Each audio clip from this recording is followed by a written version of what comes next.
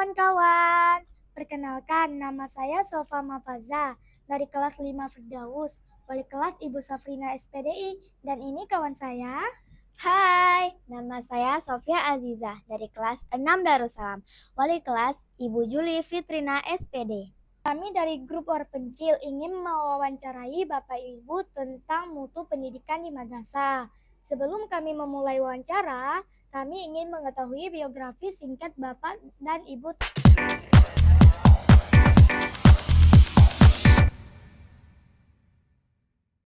Silakan dari Bapak terlebih dahulu.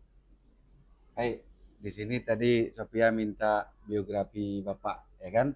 Jadi biografi Bapak, nama Bapak Dul Fitri SPD, tanggal lahir tanggal 18 bulan 3 1981. Ya. Jadi Bapak sekolah dulu SD, SMP, SMA, dan kuliah keguruan di Unsiyah. Baru Bapak tamat kuliah tahun 2003 dan ikut tes 2004, ikut tes CPNS itu namanya dulu ya. Jadi pengangkatannya 2005. Mungkin itu dulu biografi singkat dari Bapak. Selanjutnya kami persilahkan Ibu. Baik, terima kasih Safa. Nama Ibu Juli Fitrina SPD. Ibu lahir di Biren tanggal 23 Juli tahun 1983. Kemudian bersekolah, nah ini agak excited dikit nih experience-nya. Jadi sekolah SD itu pertama TK di Kerung Raya, nama TK-nya TK Kerung Raya kalau nggak salah ya. Kemudian SD, pertama SD itu di Banda Aceh SD 12. Tapi cuma sampai kelas 1, kemudian pindah karena Bapak waktu itu almarhum pindah tugas ke Biren. Jadi sekolah kelas 2 sampai dengan kelas 4 di SD Gelanggang, kemudian pindah lagi SD ke Lok Semawe, SD 2 Muara 2. Jadi ada 3 sekolah SD. Kemudian SMP 1 Negeri Losmawe, SMA 1 Negeri Losmawe, kuliah. Nah, kuliah juga punya pengalaman unik ini. Kuliah waktu itu dapat undangan USMU di Unsia, jurusan Teknik Arsitektur. Tapi kemudian ada kejadian setelah tsunami sampai dengan semester 5, Ibu waktu itu mau menjalankan operasi. Jadi ada diagnosis tumor, jadi harus operasi sehingga harus NA 1 tahun. Jadi balik kemari ke Losmawe, pemulihan dulu setelah operasi. Jadi setelah nonaktif kuliah, akhirnya males balik lagi ke Banda Aceh. Jadi waktu itu mulai ngajar-ngajar les private di rumah. Kemudian akhirnya coba ngajar di SMA 5. Waktu itu gantikan guru-guru. Jadi Ibu suka matematika. Jadi guru matematika selama 1 tahun waktu itu di SMA 5. Akhirnya memutuskan untuk ini kayaknya harus pindah jurusan, nggak mungkin lagi lanjut di teknik arsitektur. Akhirnya pindah jurusan, mulailah pindah kuliah di sini di Sekolah Tinggi Agama Islam Negeri jurusan Tarbiyah Matematika. Jadi sedikit unik ya pengalamannya. Jadi seperti itu biografi Ibu. Kenapa Ibu memilih jurusan matematika padahal Ibu berasal dari jurusan teknik arsitektur, iya. Karena pada saat SMA itu mulai tumbuh suka dengan matematika.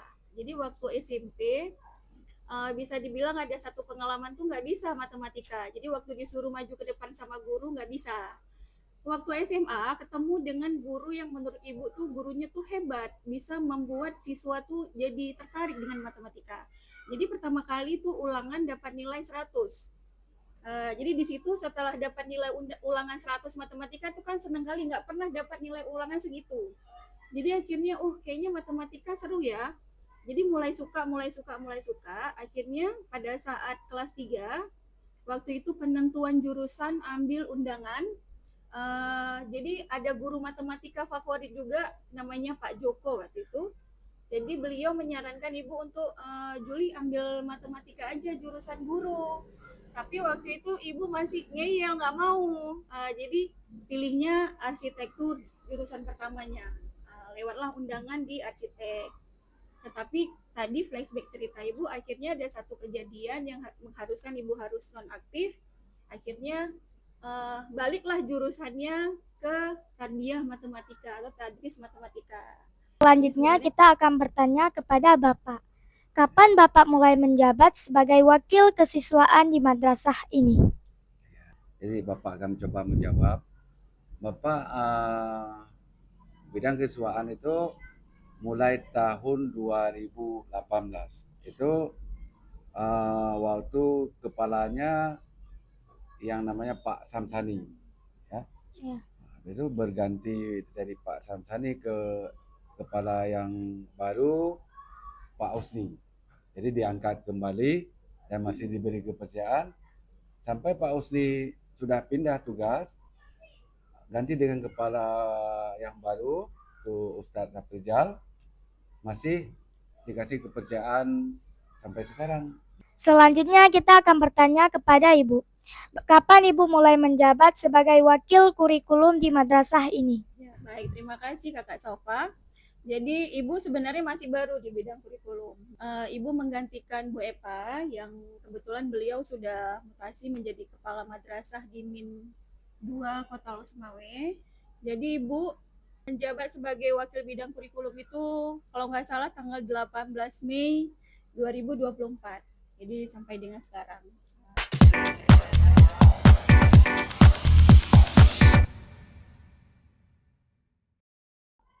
Menurut Bapak Ibu, apa arti mutu madrasah di masa kini? Dimulai dari Bapak terlebih dahulu. Baik, mutu madrasah kalau menurut Bapak itu lebih titik beratnya kepada pembelajaran, hasil belajar, dan standar kelulusan.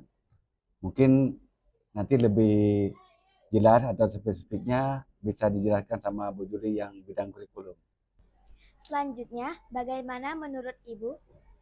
Ya baik, jadi mengenai mutu madrasah masa kini, jadi mutu yang mencerminkan perpaduan antara ketentuan resmi dengan realitas akademis terkini. Jadi kalau di bagian lingkup kurikulum, jadi ada namanya pedoman kurikulum.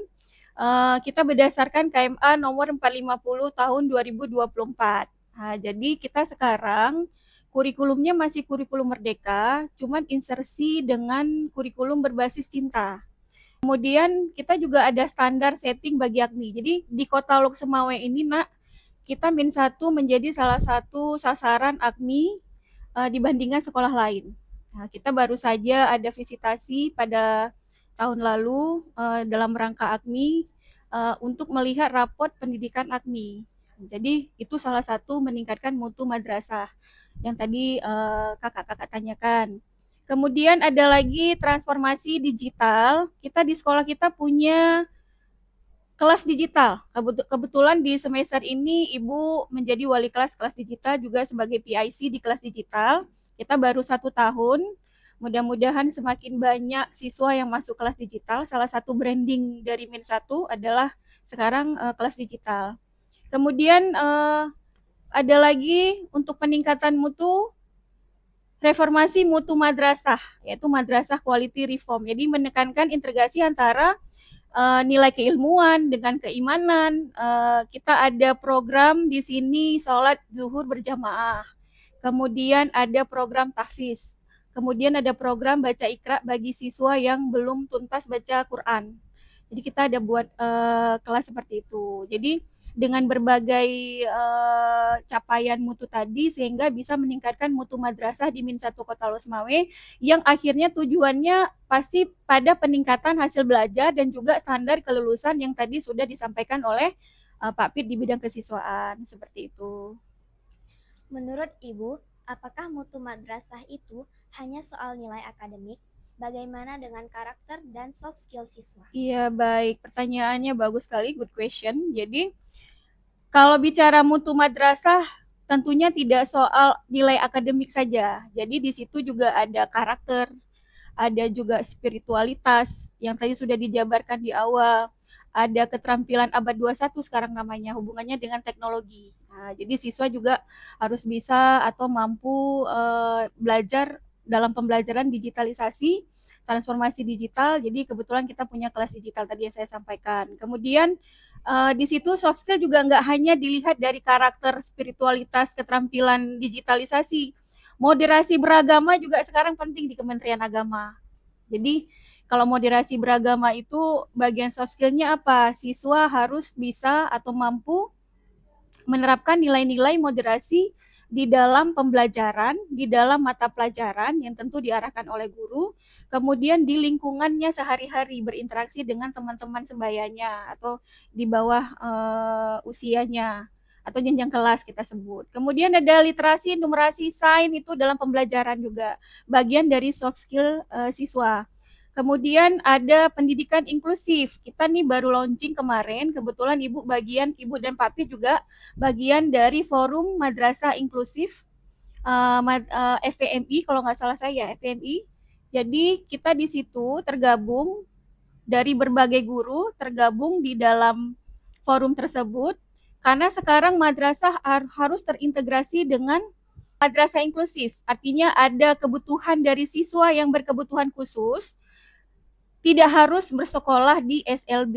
Jadi guru sekolah seperti madrasah kita juga bisa membimbing siswa yang punya kebutuhan khusus. Nah, jadi sekarang juga sudah ada madrasah inklusif. Jadi semua itu balik lagi ke pertanyaan tadi, mutu madrasah tidak hanya dilihat dari nilai akademik. Jadi bagaimana tadi meramu semua bagian tadi menjadi satu kesatuan sehingga bisa meningkatkan mutu madrasah itu sendiri.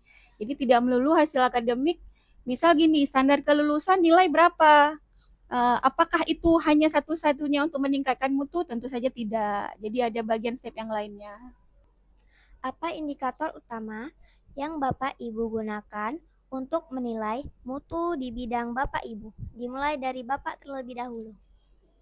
Kalau di bidang Bapak itu khusus di bidang kesiswaan, indikator utama Bapak butuh struktur dulu. Struktur atau perencanaan bagaimana ke depan sekolah ini yang akan kami jalankan. Yaitu bersama kepala sekolah, kesepakatan dengan kurikulum dan komite. Di sini perencanaan di sini pasti meliputi tata tertib sekolah, kegiatan pengembangan diri siswa itu seperti eskul, ya kan? Dan pembinaan karakter siswa yang berstandar atau yang yang religius, ya, yang berakhlak mulia. Jadi pembiasaan yang harus dilakukan oleh anak dan dijalani dalam kehidupan sehari-hari. Dan dalam hal ini kami sangat butuh dukungan wali siswa dan yang terpenting komite. Nah, itu menurut bidang kesiswaan Bapak dalam pengembangan mutu. Mungkin itu saja dari Bapak. Selanjutnya, bagaimana menurut Ibu? Ya, baik. Terima kasih Kakak Sofia. Jadi indikator utama untuk masalah mutu madrasah tadi, kalau di bidang kurikulum tentunya ada kesesuaian dengan standar isi dan target kompetensi. Jadi di situ mencakup kerangka dasar dan struktur kurikulumnya. Jadi kalau bagian Ibu berarti mencakup beban belajarnya, ada kalender akademiknya yang sesuai dengan SNP tadi atau standar nasional pendidikan. Kemudian ada perangkat pembelajaran bagi guru atau sekarang disebut dengan modul ajar berdasarkan target kompetensi kelulusan pasti. Kemudian ada kualitas proses pembelajaran. Jadi efektivitas pengajaran, kemudian inovasi metode pembelajaran yang harus dipunyai oleh guru, kemudian keterlibatan dan motivasi juga siswa, capaian hasil belajar atau output, kompetensi guru yang sangat penting tadi, korelasinya dengan penguasaan guru dalam materi, kemudian inovasi dari guru juga diperlukan. Apalagi kalau sekarang kan kalau di KBC ada deep learning atau pembelajaran mendalam, Kemudian ada proyek masing-masing mapel pada mata pelajaran yang udah diinsersikan, di situ ada proyek. Jadi guru tuh harus inovasi memang, harus kreatif, inovatif itu harus diperlukan untuk pembelajaran proyek tersebut. Kemudian baru terakhir ada standar penilaian. Jadi bagian-bagian step itu harus saling berkolaborasi, berkesinambungan sehingga mencapai mutu yang diinginkan oleh madrasah tersebut. Tentunya khususnya bagi madrasah kita Min 1 Kota Lok Semawe. Kira-kira demikian dari Ibu.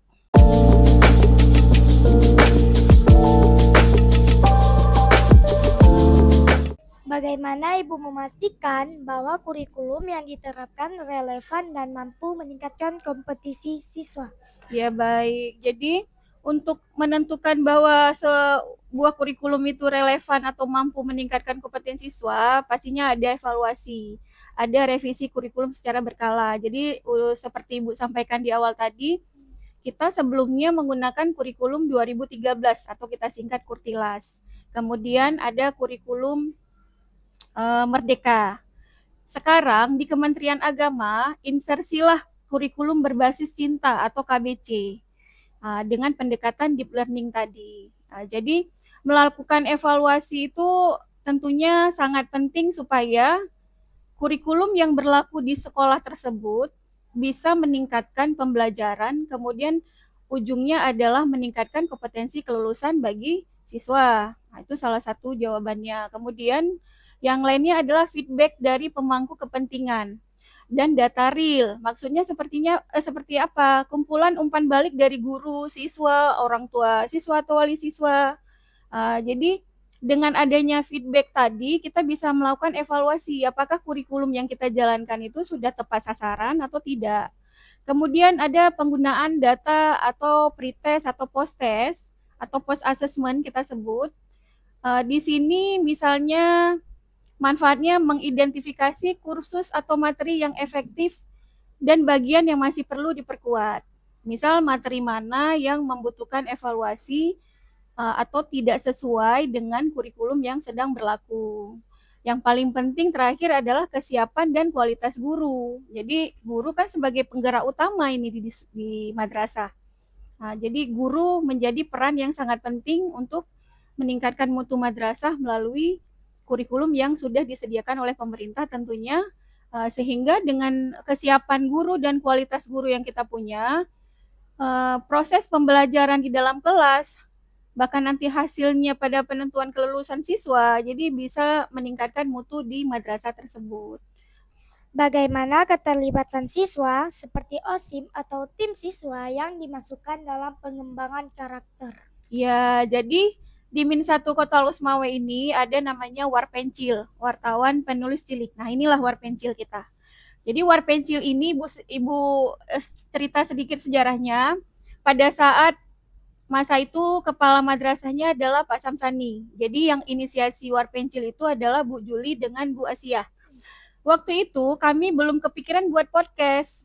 Sarana juga sekarang kan media sosial sangat happening ya, jadi kita nggak kepikiran buat podcast waktu itu. Jadi Ibu dengan Bu Asia inisiasi untuk buat Warpencil. Bu Asia pindah ke Min Banda Aceh kalau nggak salah, Min Mesir Raya kalau nggak salah. Jadi beliau buat di sana, kemudian Ibu terinspirasi kepada Bu Asia.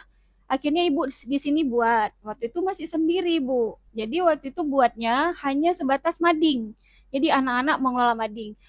Balik ke pertanyaan tadi melibatkan siswa dalam pengembangan kurikulum. Jadi di dalam kurikulum Merdeka kita tuh sebenarnya ada tema jurnalistik dalam proyek.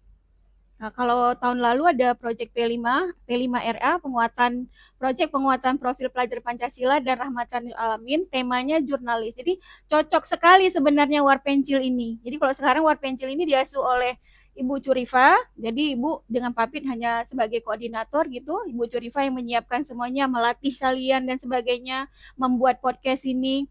Jadi Warpencil ini bisa diterapkan seperti ini karena di dalam pembelajaran juga ada tadi insersi jurnalis tadi, menulis cerpen kan bagian itu, menulis cerpen, menulis cerita pendek atau menulis puisi yang nanti bisa ditempelkan di mading. Nah itu jadi insersi ataupun penyisipan tentang keterlibatan siswa dalam pengembangan kurikulum di bagian jurnalis ini tentu sudah kita terapkan sebenarnya dari beberapa tahun yang lalu. Jadi sekarang semakin giat lagi karena ada podcast. Mudah-mudahan podcast ini bisa terus maju. Semangat Bu Rifa.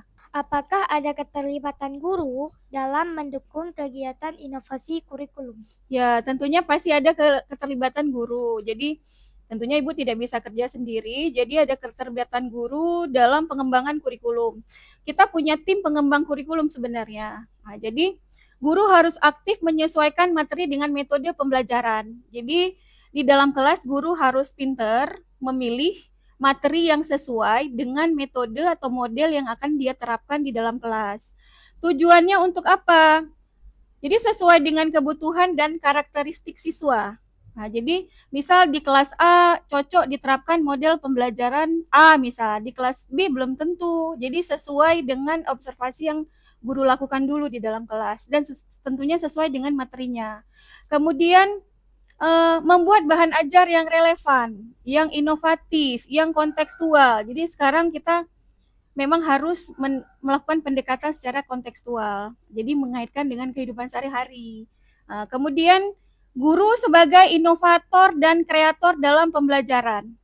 Jadi guru ini selain kreatif harus inovatif, mengembangkan metode pembelajaran sehingga membentuk habit karakter siswa ini seperti apa. Nah, jadi tanggung jawabnya itu sebenarnya besar menjadi seorang guru. Yang selanjutnya, guru sebagai fasilitator. Kalau tadi ada Ibu jelaskan di awal abad 21. Abad 21 itu apa? Insersi dengan teknologi. Jadi pembelajaran di kelas tidak hanya melulu dengan model konvensional.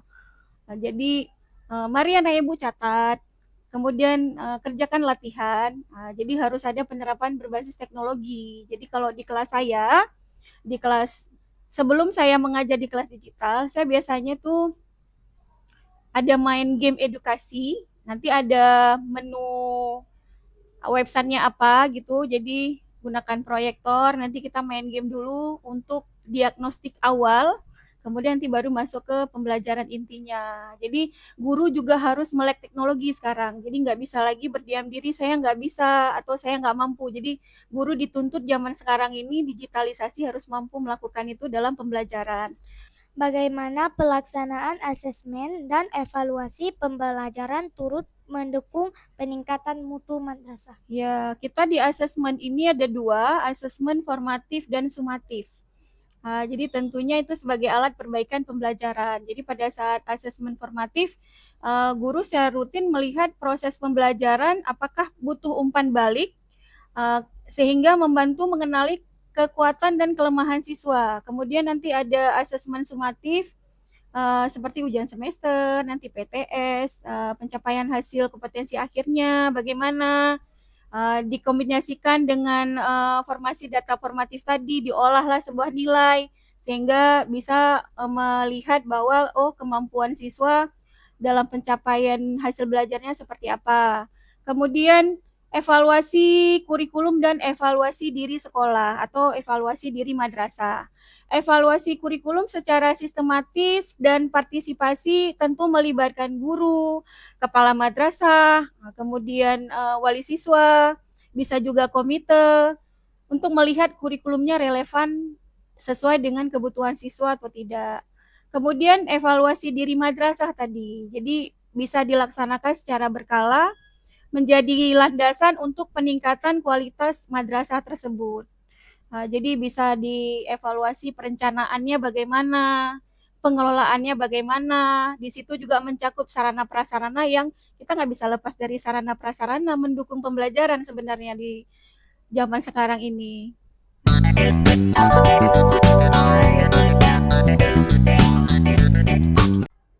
Bagaimana peran kegiatan ekstrakurikuler dalam menunjang mutu pendidikan siswa?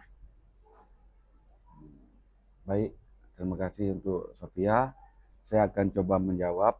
Di sini pengembangan yang lebih kami utamakan di bidang kesiswaan, pengembangan karakter dan pengembangan siswa di bidang ekskul, ya kan?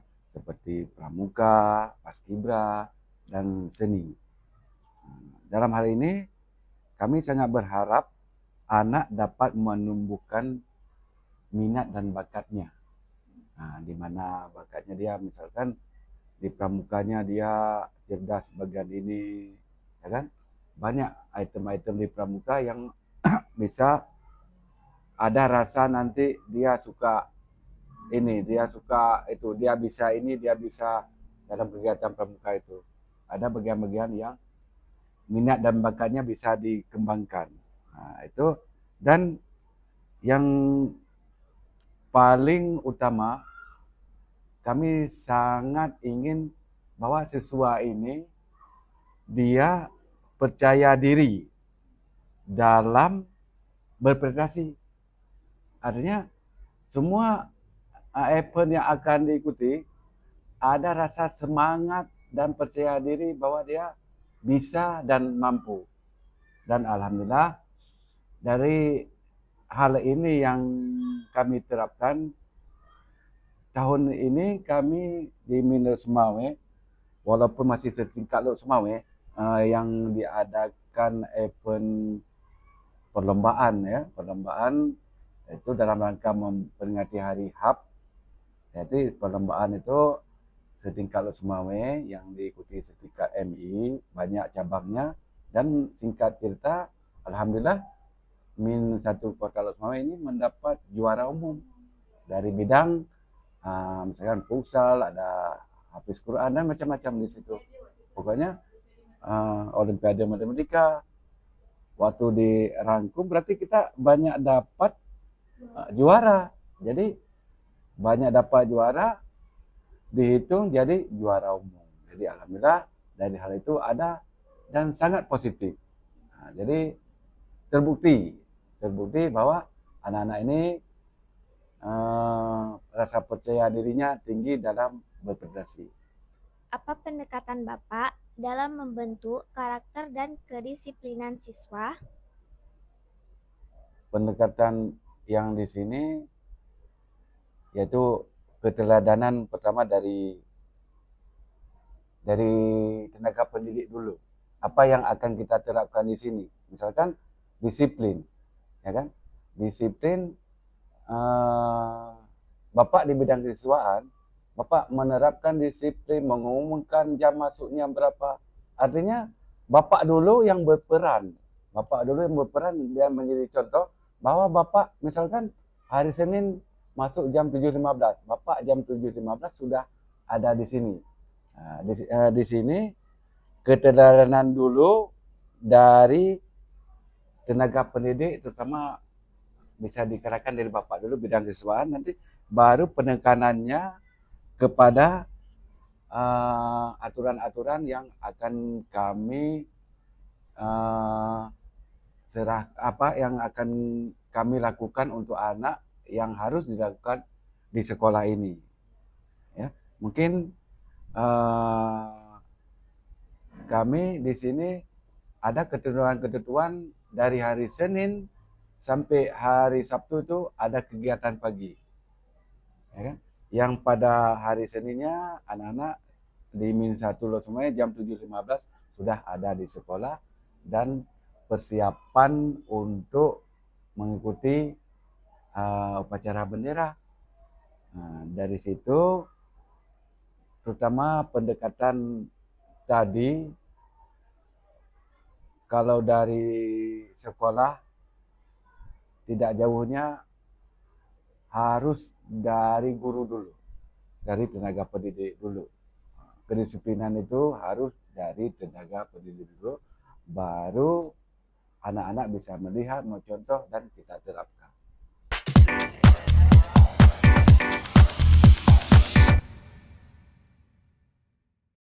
Menurut Ibu, apakah ada program kolaboratif yang unik atau inovatif untuk meningkatkan mutu madrasah? Ya, jadi di Min 1 Kota Lok Semawe ini kita ada program kelas intensif.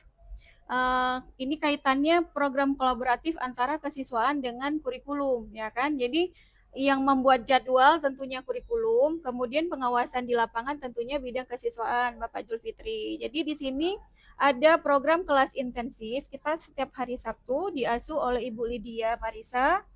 Jadi beliau setiap hari Sabtu memberikan pembelajaran kepada siswa yang tentunya sudah diseleksi oleh Bu Lydia. Kelas intensif itu yang nanti akan dipersiapkan untuk perlombaan khususnya KSM dan Olimpiade. Nah, jadi kemarin kita baru aja dapat juara 3 ya, perunggu kalau nggak salah Pak Pit ya, atas nama Zainatun Nisa untuk Olimpiade OSN cabang IPS ya kalau nggak salah, IPAS ya, kalau nggak salah Ibu seperti itu. Jadi itu salah satunya. Kemudian ada nih Warpencil kolaboratif juga. Jadi bagaimana dua program ini tetap terus berjalan melalui pengawasan dari kita nih guru-guru di sini yang mengasuh sehingga punya wadah bagi siswa. Kalau tadi yang kelas intensif, anak-anak yang punya kemampuan, bakat di bidang kompetensi misalnya mapel IPA maupun matematika, jadi diberikan wadah, kemudian dilatih, kemudian dibimbing, diikutkan lomba, apakah mendapatkan juara atau tidak. Alhamdulillah selama ini kita selalu dapat juara, baik juara 1, 2 atau 3. Yang tadi juga Pak Pit udah pernah jelaskan. Kemudian Warpencil wadahnya seperti ini, melatih siswa untuk mampu berkomunikasi dengan narasumber. Ini kakak berdua nih kan dari tadi hebat ya, melakukan komunikasi dengan Ibu dan juga Pak Pit, bertanya, mempersiapkan pertanyaan, mendengarkan jawaban kami. Nah, jadi ini hebat, salah satu hal yang harus siswa miliki untuk menampung wadah-wadah seperti ini Pak Pit. Jadi ini temanya jurnalis. Kira-kira nanti kakak ke depan kadang-kadang jadi pembawa acara seperti Najwa Shihab. Bisa jadi kan? Jadi Ibu juga punya teman yang jadi presenter Trans TV zaman waktu SMP teman. Nah, jadi sampai sekarang dia masih jadi presenter. Jadi nggak ada yang tahu. Kadang kakak nanti bisa jadi kerja di bidang jurnalistik. Ya, jadi itu dua program yang sekarang menonjol di Min 1. Mudah-mudahan nanti ke depan ada program lainnya yang bisa meningkatkan mutu madrasah tentunya. Menurut Bapak, bagaimana peran teknologi dalam menunjang mutu pembelajaran dan pembinaan siswa? Ya, di sini ngomong-ngomong tentang teknologi, ya kan? Teknologi yang harus kita sikapi, yang maunya dunia pendidikan tingkat dasar, tingkat MI, jadi sesuai dengan kebutuhan siswa. Jadi teknologi ini banyak. Jadi kami di sini sudah menerapkan yang namanya lokal digital. Lokal digital yaitu belajar serba digital, terutama pakai komputer, pakai laptop. Umumnya pakai laptop dalam pembelajaran, pakai proyektor. Jadi dalam belajar itu ada diajarkan sama guru yang mengajar di lokal digital cara mengirim tugas lewat email, ya kan? Jadi walaupun di rumah, walaupun nggak sekolah, dia bisa connect dengan yang lagi berlangsungnya belajarnya di sekolah. Misalkan dia ada dari halangan ini itu kan, dia bisa kerjakan dari rumah. Bahkan dia bisa mengikuti dari rumah walaupun nggak di sekolah. Itu yang namanya teknologi, ya kan? Jadi teknologi ini kami sangat berperan agar anak-anak ini menyikapi secara mengambil ilmu dari teknologi ini secara positif. Artinya teknologi yang berkembang sekarang banyak hal yang membuat anak lalai seperti game, ya kan? Game itu kan teknologi juga, ya kan? Game itu bermacam-macam game dinamakan bermacam-macam permainan sehingga lalai. Kami alihkan dalam bentuk belajar, kami bentuk lokal digital. Alhamdulillah di Min 1 sudah ada 2 lokal digital, yaitu kelas 61, kelas 51, dan kami ini akan membentuk kelas 4. Mungkin dari Itu saja jawaban bagaimana tadi pertanyaan menyikapi tantangan teknologi untuk siswa. Apa harapan dan target Bapak untuk mutu madrasah dalam beberapa tahun ke depan? Jadi mutu madrasah dalam beberapa tahun ke depan, kami di sini sangat dunia pendidikan ini harus disesuaikan dengan perkembangan zaman. Istilahnya perkembangan zaman sekarang serba teknologi. Yang pertanyaan Sofa tadi kan ke depan. Jadi penyesuaian ke depan, apakah tingkat kurikulum nanti berganti, ya kan? Apakah sistem belajarnya, bahkan ke depannya mungkin guru tidak lagi berdiri di depan, ya artinya serba laptop yang bekerja, guru cuma merancang di rumah. Dan harapan ke depan yang terutama sekali, MIN ini tambah maju, ya MIN ini tambah maju dan masyarakat pun tambah percaya menitipkan anaknya di sini. Dan Bapak khusus di bidang kesiswaan ini yang ingin Bapak sampaikan bahwa di bidang kesiswaan ini banyak kegiatan ekstrakurikuler, ya kan, eskul. Tapi eskul di sini yang perlu kalian tahu bukan sekedar kegiatan tambahan, ya. Berarti melainkan bagian integral dalam peningkatan mutu pendidikan yang menyeluruh, ya. Jadi di sini membentuk akademik karakter dan keterampilan siswa dalam menghadapi tantangan hidup. Mungkin ini saja dari Bapak, dan terima kasih Bapak ucapkan kepada anak-anak kami yang membangun apa namanya tadi ini? Warpencil itu wartawan Nulis cilik. Wartawan menulis cilik, seperti Ibu Juli bilang tadi, hal ini pasti berdampak positif bagi Sofa dan Sophia, ya kan? Nanti ke depannya Sophia akan percaya diri dalam pengembangan diri, terutama dalam warpencil. Dan itu sekarang banyak dibutuhkan karena perkembangan teknologi sekarang sangat berhubungan dengan warpencil ini, ya, sangat dibutuhkan. Apakah tenaga, apakah skill, itu sangat dibutuhkan dalam mengedit, dalam wawancara, menyusun kata-kata, ya kan, mengupload ke YouTube, ke TikTok yang positif untuk menyebarkan hal-hal yang positif. Mungkin ini saja dari Bapak. Terima kasih sekali lagi kepada Bu Juli selaku kurikulum, Sophia sudah mewawancara Bapak, walaupun ada kekurangannya, ya. Demikian wawancara hari ini. Terima kasih kepada Bapak dan Ibu atas partisipasinya. Mohon maaf telah mengganggu waktu Bapak dan Ibu. Assalamualaikum warahmatullahi wabarakatuh.